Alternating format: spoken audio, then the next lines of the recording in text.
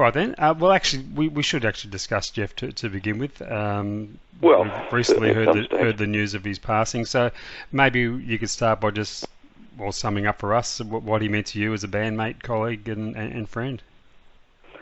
Yeah.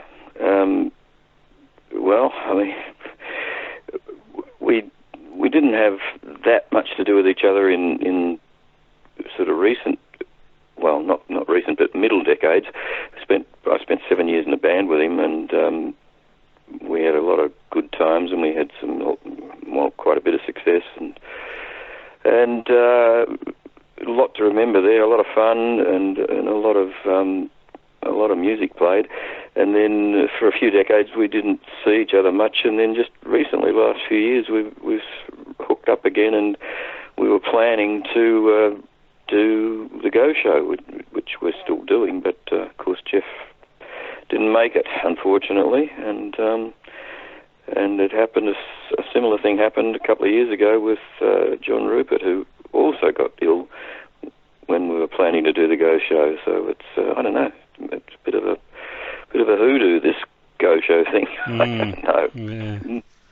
Such a shame. A wonderful man, but I've never met him at all or spoke to him, but from all accounts, a wonderful man. Jeff? Yeah. Yeah, absolutely, yeah. I mean, I've found out so much more about him in recent months, that stuff that he did in the decades that I didn't have much to do with him. He mentored a lot of young people, got a lot of people moving in the business, and was a side of him that I didn't see much when he managed acts, and he was quite respected by those that he managed. So he was a good guy, and as far as I know, straight, and never ripped anyone off, which is a big thing you can say in this business. Absolutely. Yeah. Okay, well, let's backtrack a little bit. I'll try not to push your memory too much, but we'll see how we go. Yeah, well, just lead me where you want, I guess. All right. Well, to begin with, was there any other possible career path for you other than musician, or was that always going to be the case? Oh, well, it depends how far back you go. For some strange reason, I always wanted to be a cop. And I was too short at the time. I believe they've relaxed the rules a bit now, but at the time you had to be a certain height, and I never even came close. So that was out of the question. So then I decided I wanted to be Elvis Presley, and someone was already him, so that was out of the question as well. So next thing was a guitar player, and a singer and a writer or whatever in the music business, yeah. Do you remember your first guitar? I do, and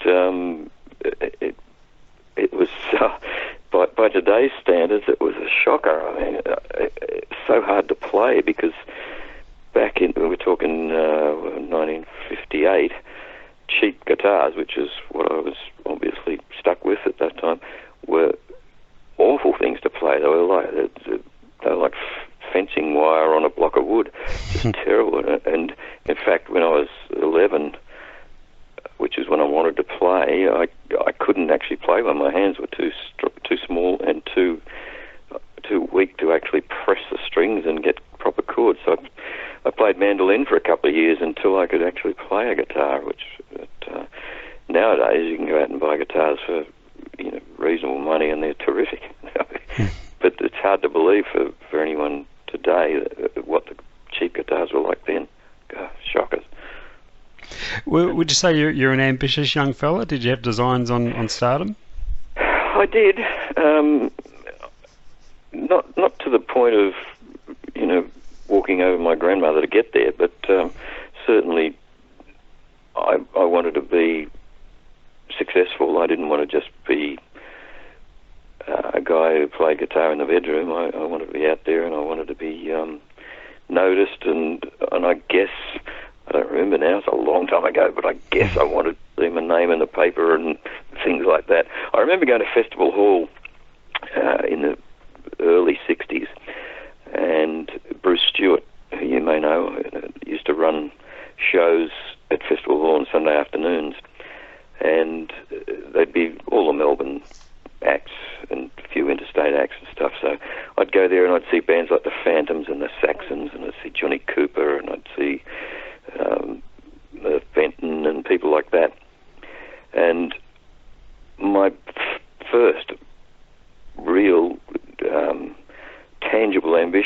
play on that stage at Festival Hall, because I used to go and see these guys. I thought that was it. I thought that'd be the pinnacle if I could play there. I did, and lots of other things as well. We'll talk about the Moods, your band prior to the Vibrants. It's a band that many local music historians look back on quite fondly now, especially those who like the sort of garage band type sound. You only released the 2 singles. Do you think you're kind of robbed of success? Do you think if things had gone a little bit differently, you might have had a more of a long-term band there? I don't know. Actually, it's funny. I just mentioned those Festival Hall shows. That was the first time I saw the Moods too, before I joined them on one of those shows. It was a funny band. I mean, it was a good band, as I remember. I'm probably not the one to ask, but I think it was a pretty good band in that garage rock sort of genre. But I remember we had some problems with the first 2 singles, or the only 2 singles that we did. That was the second time we did them. The first time we went into a place called Bruce Clark's Jingle Workshop, which was a recording studio, and we did the songs in there and presented them to EMI, and they knocked them back. They said, "No, that's not good enough. You're going to go and do them again somewhere else." So we did, and we went back into Bill Armstrong's studios down in St Kilda and did them again, and that's the ones that came out. I've never heard the original versions we did. I don't know what they were like, but we almost didn't get them out at all. Mm. So and they've become, as you said, somewhat of a cult thing. I mean, people think Rum Drunk is one of the great singles of the 60s, and it's been recorded around the world by a few bands. It's been on a lot of compilations. Bit beyond me why, but I mean, I thought it was a good record, but I didn't think it was that great, and I just wish I'd kept all the copies I could have had, because no one bought it. But if I'd kept all the ones that were hanging around, they're worth about $300 or $400 a single today. So. You could be an eBay millionaire. It could have been my retirement. I could have put one a month out and earned a living, I think. Well, one claim to fame that band does have is they toured with the Rolling Stones on their Australian tour. Any standout memories of that? A couple. The first one was when we were in there in the afternoon setting up, and Ian Stewart, who was known as the 6th Rolling Stone and became their roadie because he didn't look right, he came in. And at that point, I didn't know who he was, and he came in and started setting the gear up. And that's the first time I'd ever seen a road manager. And I thought, wow, the Stones have got someone who sets their gear up for them. And he was terrific. I mean, he was a great guy. He was really nice to us, and we were lugging our stuff in, and he said, "Do you want to use the same amps that the Stones use?" Which I thought was, wow, yeah, fantastic. Of course, they weren't their amps, but I wasn't to know that at the time. But that's the first memory, was that he was such a nice guy and so helpful. And the second memory was what an absolute prick Brian Jones was. So, which is the opposite end of the spectrum. He was an absolute pig. I mean, really, he was treated Ian Stewart like dirt, and he was awful backstage. The rest of the guys were fine. I mean, we weren't great close friends or anything, but they were fine. They treated us like anyone else, and we had a good time. But Brian was just horrible. Yeah. So that's the 2 big memories, apart from the obvious blast of being on a stage with the Stones. But of course, that was pretty good. But and the other memory was from the show. I guess the Searchers were on that show too, and they sounded fantastic. They sounded like their records, but they were virtually totally ignored. The Stones were all anyone was interested in, so they weren't too happy. Now, the Vibrants were already an established band when you joined them. What were the circumstances leading to you becoming a Vibrant?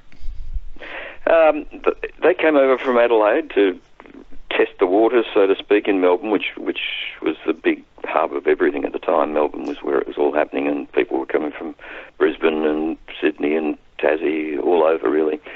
And they came over to test the waters, and they thought, we want to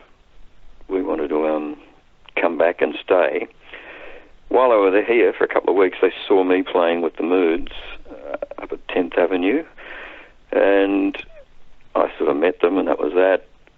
When they went back to Adelaide, their guitar player at the time, Terry Osmond, didn't want to, or couldn't, I don't really know the circumstances, he couldn't or didn't want to leave Adelaide to move it to Melbourne, so he said, I'm going to leave the band.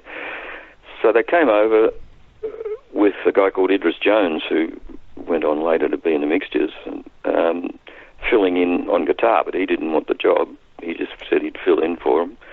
And they asked me to do it. And I thought at the time the Moods had sort of had their run. We'd had both singles out. Neither of them had done anything. There was no, the Stones tour didn't really shake anything up for us. I couldn't see it going anywhere, and I thought, okay, it's a bit of a step from what was basically a thrash garage band to a band like the Vibrants, who were playing sort of pretty well, for me, complicated, sophisticated soul type pop. Mm-hmm. So a bit of a step. So it was a bit of a challenge for me musically, and also I could see that there was perhaps a bit of a future for those guys, and they were earning money, which I wasn't in the Moods. They actually had quite a reasonable income going. So I jumped in. Sorry, go ahead. No, that's it. I just jumped in, and that was it. Yeah. So how aware of the band were you before they came over from Adelaide? Were you already a fan? No, never heard of them in Adelaide. I just heard of them when they came over here and saw them play a couple of times, and thought they're pretty good, pretty smooth. And as I say, for me, quite sophisticated musically, because I was, thrashing away playing Stones and Kinks and that sort of stuff, and they were playing things like, I don't know, Sam and Dave and Cliff Bennett and the Rebel Rousers, and quite complicated soul stuff, really good James Brown stuff even. Yeah. So I can't remember, but I guess I probably went to see them a couple of times after they asked me, just to make sure that's what I wanted to do. But yeah, that's the way it happened. And Idris Jones stepped aside. We never planned to stay anyway. So, and in fact, he taught me a lot of the things that I would have spent a lot of time learning on my own. So we just sat around, and he taught me a lot of the stuff, and we became, in fact, great mates. And he's one of my best mates today, still. So music's been pretty good in that respect. Now, Something About You, Baby, I think one of the great Australian singles of the 60s. And doesn't sound dated today. You put it on, it still jumps out the speakers at you. Were you confident at the time you had a hit on your hands with that? Yeah, we sort of were, because we used to do it live before we recorded it, and it just went off. The place would go off every night. And so we sort of thought, yeah, that's going to be a hit. Well, as much as you could be confident. I mean, everyone thought their song was going to be a hit, of course, but it got huge with that clapping thing, da da da da da da da, clap, clap, clap. We'd get a hall of 1,200-1,300 people all clapping, and it sounded monstrous, So we figured it would be a hit. It was quite, as you say, it jumps out of the speakers at you. It's quite. For the time, it's very, not over-recorded, but it used to be a thing back in the 60s where the engineers would tend to keep the levels down a bit, because they reckon it overloaded speakers and stuff like that. Mm-hmm. But we were lucky to have David Mackay and Roger Savage in the studio, and they were both sort of keen to push the envelope a bit. They weren't of the old school. I think the Mood singles we had, I don't want to put anyone down, but they were people from the old school, still with the old rules in their heads, whereas Roger and David were probably just a year or two older than us, if that, and they were keen to push the envelope, and so that we got a lot of sound onto the record. I don't want to get technical, but you can just put as much sound on as possible, and that's what it sounds like. That record still does. It still blasts. Plus, we had a lot of adrenaline when we played it, because we'd just had a big blew-out before we went in. Yeah. So there was a bit of adrenaline going. Now, you followed with a cover of the Platters' My Prayer, a real contrasting type of song to the previous hit. How do you recall that song being chosen for the band to record? Well, we actually did another follow-up first, which was called The Letter Song, and that was more along the lines of Something About Your Baby, and it didn't work. And fair enough, too. We were trying to milk Something About Your Baby, and it just didn't work. So we went back to the same sort of approach we had with Something About Your Baby, which was something that we did live that tore the place down. And My Prayer was one of those. Every time we worked and John Perry sang that song, it brought the house down. I mean, he really nailed it. And so we thought, oh, well, maybe we do that. But because the Platters version had an out-of-tempo start,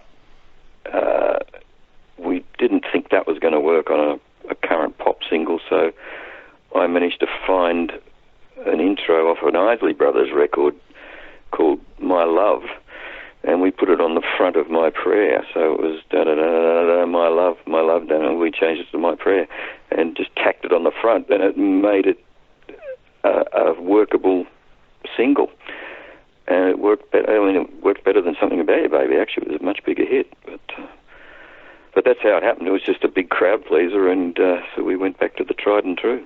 Yeah. The band certainly went through a fair share of lineup changes in its existence. After those records, yeah. Yeah. How unsettling was that at the time? Oh, look, it could have gone through more. We were going to get Peter Williams who went on to the Groove. He was going to be our singer, and things changed. He caught the train down from Sydney to join the band, and when he got on the train, he was joining the band. When he got off it, he wasn't. So I won't go into what happened in the interim, but in the 12 hours he was on the train, everything changed. So that could have been another change. And then we got Mark Leon, and we did one single with him that was okay. And then it just changed and changed and changed. But I guess it was sort of unsettling, but it didn't seem to be. It was just what you did in those days, I think, really. Yeah. I was just thinking yesterday for some reason, because I heard from an old bass player, and I thought, God, how many bass players do we have? And I think we had 9, which is pretty amazing over 7 years I was in the band. But, particularly when you consider a couple of them were there for about 4 years, so that meant we had 7 over 5 years or something. But Jeff Skews and I were there for, probably 5 years together. And Rick Kent was there for quite some time with me. So, I mean, it seemed sort of more stable from the inside than it did from the outside, because it didn't all keep happening. It would be one guy out and another one in, and then 6 months later it would be another one out and another one in. So it wasn't like a whole new band every few months. It was just sort of like one of those old jokes with it's the same axe, but it had 7 handles and 4 heads, Yeah. There was one sizable split, though, in 1968, wasn't there, with 3 members going at once? Yeah. What were the circumstances there? Well, I don't remember I don't quite remember why. That was when it was after the first split was John Perry and Billy Pfeiffer left, and we got Mark Leon in and Barry Rogers, who was in the Rondells, and Mark came down from Sydney.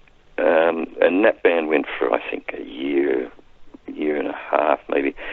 And then Mark and Barry and Hoss split. So the band split in 2. And they formed a band called The Graduate. And I think it's just the old cliche musical differences, The Vibrants was sort of a reasonably commercial sort of band, and had become a bit more so by the late 60s, because we were actually doing a lot of what would be called cabaret, so like adult stuff rather than kids stuff. And I think Hoss and Mark and Barry wanted to do more funky sort of.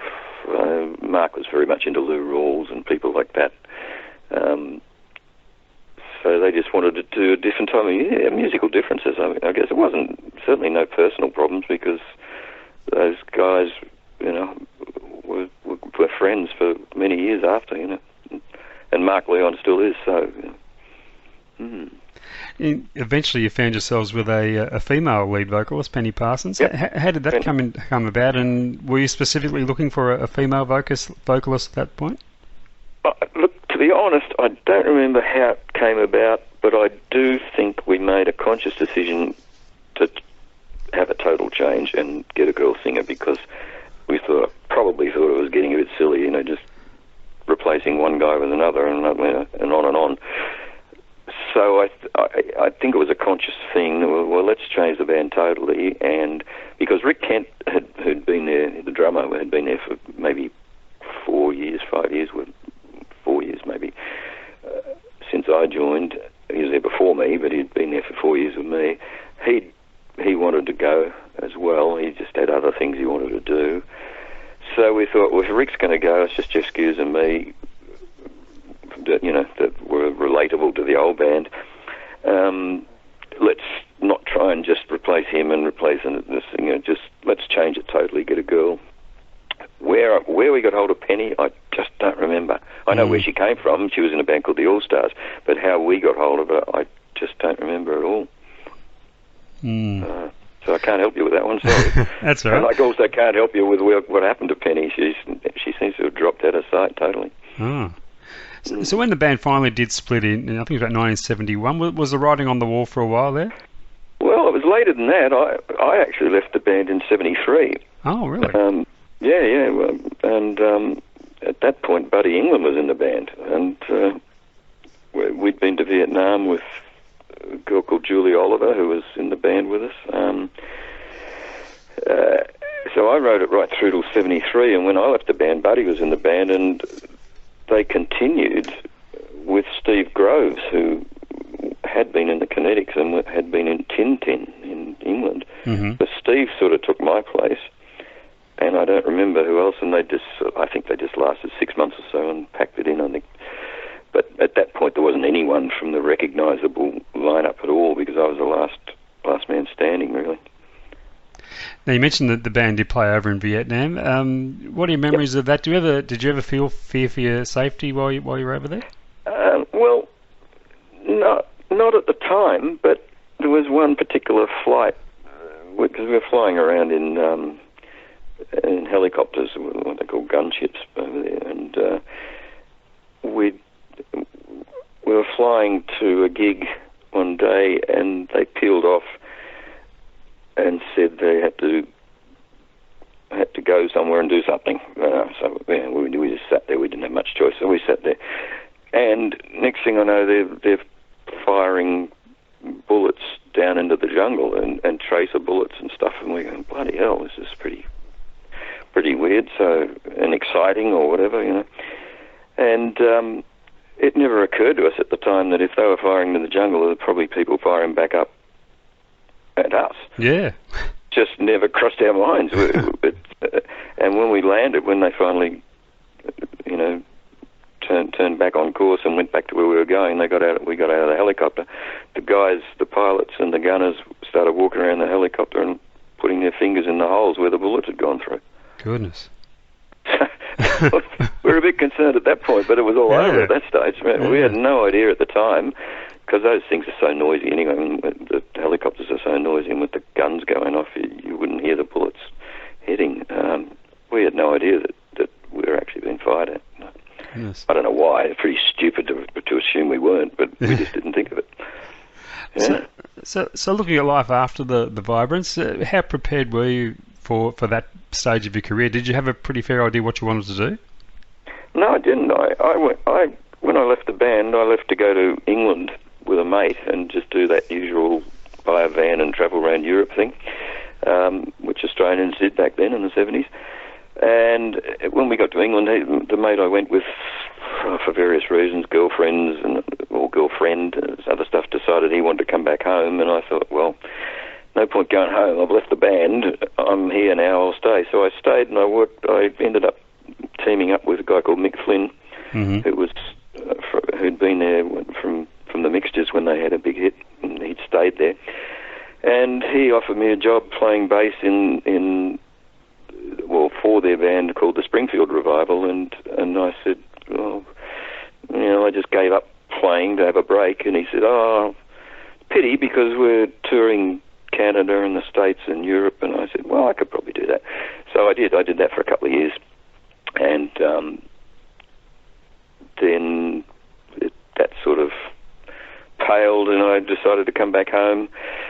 When I came back home, Melbourne was sort of changed, and I had an offer of a couple of tours out of Sydney, so I went to Sydney and I stayed there for 14 years and worked out of Sydney, doing recording, producing, playing, musical direction for a lot of the old bandstand groups and acts,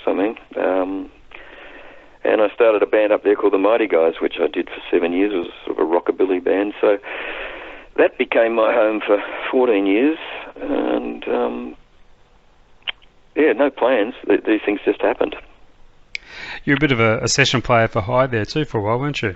Well, yeah, I did that for a long time. And there was a time in Sydney, I think through the late 70s to late 80s, I was averaging 8 to 10 gigs a week, and it was quite it was quite fun, and it was quite worthwhile. But it got tiring after 8 or 10 years. I pretty much had enough. Got burnt out. In the interim, I'd toured 5 or 6 times with Val Durnigan, of all people, which was a hell of a change. I've gone from the garage thing of the Moods to playing with Val Durnigan. It was quite a change, but interestingly enough, that was after 25, 30 years in the business, that was the first time my parents actually thought I might amount to anything. Got to playing with Val. Val Durnigan, yeah. In terms of studio sessions, any standout sessions there that hold special memories for you? No, not really. I never really played on anything that was sort of major. It was all a lot of ads, a lot of albums for a lot of cases, people I never heard of and never heard of again. But, okay. But I did a lot of work at ATA, which was Cole Joy's studio in Sydney. So I played on stuff for him. I played on a lot of stuff that came out of that studio, and a lot of times, to be honest, you didn't even know who it was for. Really, you would go in and they'd play a track, and you'd put your guitar part on, and you'd leave, and sometimes 6 months later you go, oh, that sounds like me. So, but I know it sounds very blasé, but when you do it, and there are guys who've done way more than I ever did, but when you do a lot of it, unless it's people you know, you just go in, you do your job, and sort of it. They all run into each other, and you really don't know.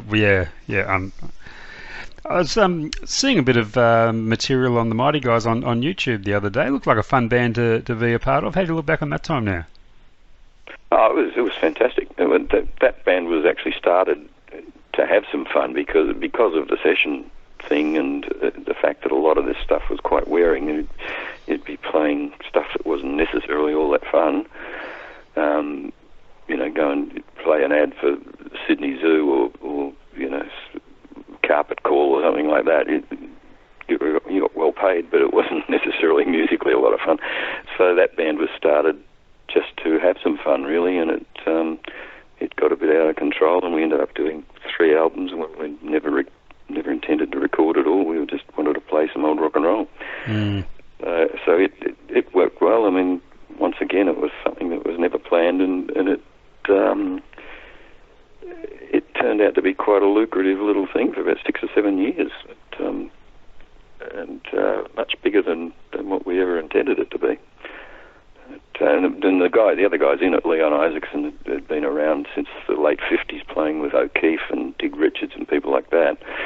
And Phil Eisenberg, the bass player, had played in the Ferrets and Jimmy and the Boys, and so we all had our different pedigrees, and they sort of mixed up together quite well and came out with a fairly fun sound. And then you also teamed up with Keith Glass and Gary Young for a while. And by this time, we were starting to see the country music side of you. Is that a style of music you grew up a fan of? Well, absolutely. I always loved it as a kid. Even when I was in the Vibrants in the 60s, I used to, if we got a night off, I'd go and sit in with country bands around town. And in fact, I did my first solo country single, was about 1970, I think. And I'd always liked that stuff. And Keith and I went to school together, Keith Glass and I. And he was always a fan of that stuff, so I played on a couple of his albums prior and written a couple of songs with him, and then Gary was once again an old mate from the 60s when he was in the Rondells, and he always had that love of that sort of music too, so we just got together and did an album, and then did another two. So that was another thing that was just a bit of a fun thing to do once, and that actually went on for 4 or 5 years, and we did 3 albums and quite a few gigs in Tamworth and places like that. Once again, it still goes on. Keith and I have done a few albums as duos since then, and just took a call to do a gig with Gary next month. Oh, brilliant! This still goes on and on. Excellent. Yeah. And finally, at the beginning of the new millennium, you got your first solo recording out there. That must have been a great feeling after being a band guy for all these years to finally have something out there of your own. Yeah, well, you can tell by the title of it, Alone at Last. Yeah. Yeah. That was just something I felt I wanted to do. I never had any expectations for it, and I just thought, I need to do one. And I did, and it was fairly successful. The single off it, which is called Gone, Gone, Gone, actually made, I think, top 5 on the country charts, and which was a nice surprise because it's a very what's the word? It's a very raw sort of album in as much as it's real music, guys sitting around playing together. It's not a produced album as in building it from, bit by bit.